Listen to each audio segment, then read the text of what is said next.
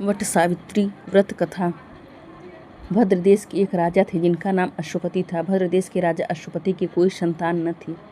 उन्होंने संतान की प्राप्ति के लिए मंत्रोच्चारण के साथ प्रतिदिन 1,00,000 आहुतियाँ दी।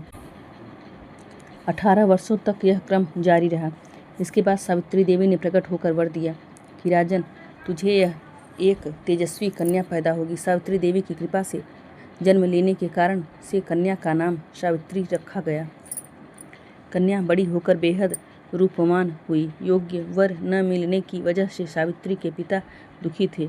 उन्होंने कन्या को स्वयंवर तराशने भेजा। सावित्री तपोवन में भटकने लगी। वहाँ शाल्व देश के राजा विमतसेन रहते थे।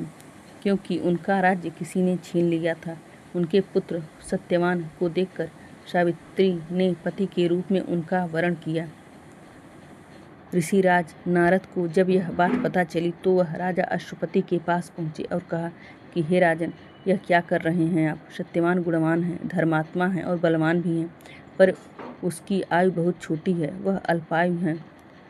1 वर्ष के बाद ही उसकी मृत्यु हो जाएगी। ऋषिराज नारद की बात सुनकर राजा अश्वपति घोर चिंता में डूब गए। सावित्री ने उनसे कारण पूछा तो राजा ने कहा, पुत्री, तुमने जिस राजकुमार को अपने वर के रूप में चुना है वह अल्पायु है। तुम्हें किसी और को अपना जीवन साथी बनाना चाहिए।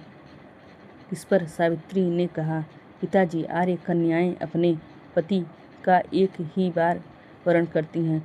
राजा एक बार ही आज्ञा देता है और पंडित एक बार ही प्रतिज्ञा करते हैं और कन्यादान भी एक ही बार किया जाता है। सावित्री हठ करने लगी और बोली, मैं सत्यवान से ही विवाह करूंगी। राजा अश्वपति ने सावित्री का विवाह सत्यवान से कर दिया। सावित्री अपने ससुराल पहुंचते ही सास ससुर की सेवा करने लगी। समय बीतता चला गया। नारद मुनि ने सावित्री को पहले ही सत्यवान की मृत्यु के दिन के बारे में बता दिया था। वह दिन जैसे जैसे करीब आने लगा, सावित्री अधीर होने लगी। उन्होंने 3 दिन पहले से ही उपवास शुरू कर दिया। नारद मुनि द्वारा कथित निश्चित तिथि पर पितरों का पूजन किया। हर दिन की तरह सत्यवान उस दिन भी लकड़ी काटने जंगल चले गए। साथ में सावित्री भी गई।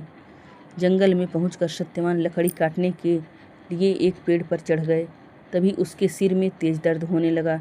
दर्द से व्याकुल सत्यवान पेड़ से नीचे उतर गए। सावित्री अपना भविष्य समझ गई। सत्यवान के सिर को गोद में रखकर सावित्री सत्यवान का सिर सहलाने लगी। तभी वहाँ यमराज आते दिखे। यमराज अपने साथ सत्यवान को ले जाने लगे। सावित्री भी उनके पीछे पीछे चल पड़ी। यमराज ने सावित्री को समझाने की कोशिश की कि यही विधि का विधान है, लेकिन सावित्री नहीं मानी। सावित्री की निष्ठा और पति परायणता को देखकर यमराज ने सावित्री से कहा कि हे देवी, तुम धन्य हो, तुम मुझसे कोई भी वरदान मांगो। सावित्री ने कहा कि मेरे सास ससुर वनवासी और अंधे हैं, उन्हें आप दिव्य ज्योति प्रदान करें। यमराज ने कहा, ऐसा ही होगा, जाओ, अब लौट जाओ। लेकिन सावित्री अपने पति सत्यवान के पीछे पीछे चलती रही। यमराज ने कहा, देवी, तुम वापस जाओ। सावित्री ने कहा, भगवान, मुझे आप अपने पतिदेव के पीछे पीछे चलने में कोई परेशानी नहीं है। पति के पीछे चलना मेरा कर्तव्य है। यह सुनकर उन्होंने फिर से उसे एक और वर मांगने के लिए कहा। सावित्री बोली, हमारे ससुर का राज्य छिन गया है, उसे पुनः वापस दिला दें।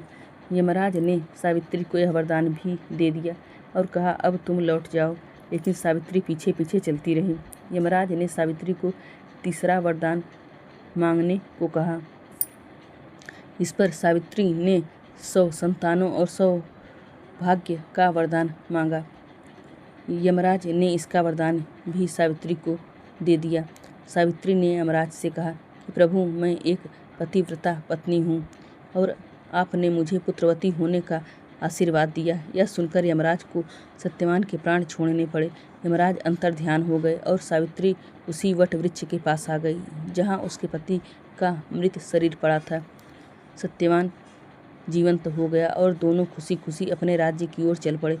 दोनों जब घर पहुँचे तो देखा कि माता पिता को दिव्य ज्योति प्राप्त हो गई है। इस प्रकार सावित्री सत्यवान चिरकाल तक राज्य सुख भोगते रहे। अतः पतिव्रता सावित्री के अनुरूप ही प्रथम अपने सास ससुर का उचित पूजन करने के साथ ही अन्य विधियों को प्रारंभ करें। वट सावित्री व्रत करने और इस कथा को सुनने से उपवासक के वैवाहिक जीवन या जीवन साथी की आयु पर किसी प्रकार का कोई संकट आया भी हो तो वो टल जाता है।